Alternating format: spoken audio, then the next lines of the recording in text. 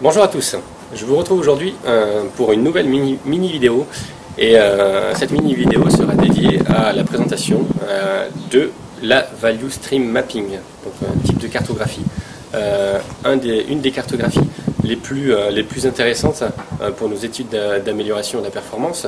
Pourquoi? Parce qu'elle contient une quantité assez importante d'informations, donc notamment deux types d'informations. Les informations relatives au flux physique, que l'on va retrouver en bas de notre cartographie, et puis le flux d'informations, le flux lié aux informations de notre système, du système qui est concerné par notre étude. Donc on va représenter le flux physique et le flux d'informations juste au-dessus. Donc le flux d'informations qui sera notamment intéressant parce qu'il représentera en fait toutes les informations relatives au pilotage du flux physique. Donc notamment toutes les informations relatives à la transmission d'informations pour passer notamment des ordres de fabrication. Donc soit des informations qui proviennent d'un ERP, soit des informations qui proviennent de systèmes beaucoup plus simples. Et donc la juxtaposition en fait de ces deux flux permet d'avoir une approche beaucoup plus globale de notre système et donc de comprendre et d'intégrer beaucoup plus de problématiques. Dans ce type de cartographie, que l'on va construire bien évidemment en groupe, en équipe, on va chercher à représenter donc d'une part notre processus de transformation, donc notre flux physique, et sur ce flux physique, on va y associer une certaine quantité d'informations. On va en chercher justement à renseigner notre cartographie avec des données de performance.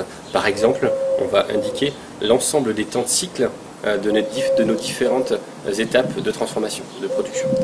On va également potentiellement y mettre des informations relatives aux performances de chacune des étapes, comme par exemple, en plus du temps de cycle, comme par exemple le temps moyen entre deux pannes, le temps moyen pour réparer.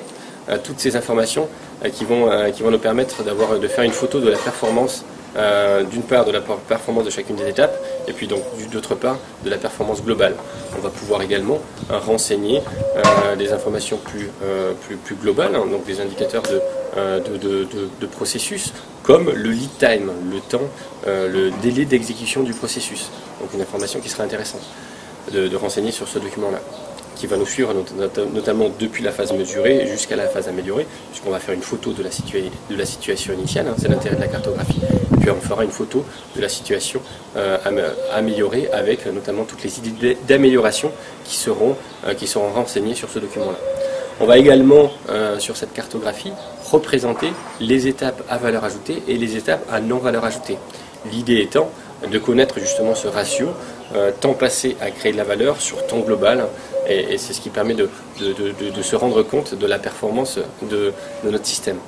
Et étant donné que ce travail-là est réalisé en équipe, ça permet également donc de faire en sorte que l'équipe s'approprie cette photo et se rende compte par elle-même de cette performance.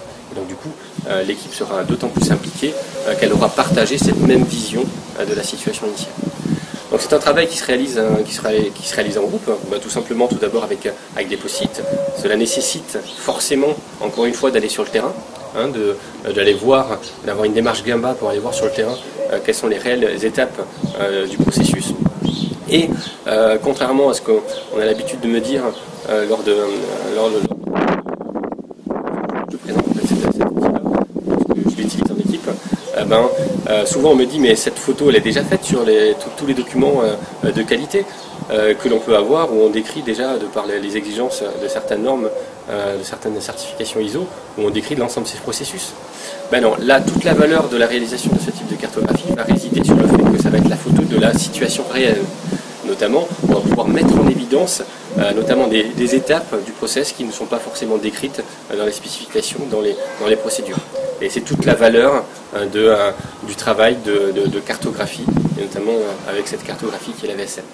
Donc voilà, je vous ai parlé de la Value Stream Mapping, donc un outil qui est très puissant pour l'étude, notamment l'étude de notre processus, l'étude de la performance de notre processus, valeur ajoutée, non valeur ajoutée, l'identification des moudas, des gaspillages grâce à cette cartographie. Beaucoup de choses que l'on peut faire avec une cartographie aussi détaillée. Voilà, c'était donc la Value Stream Mapping.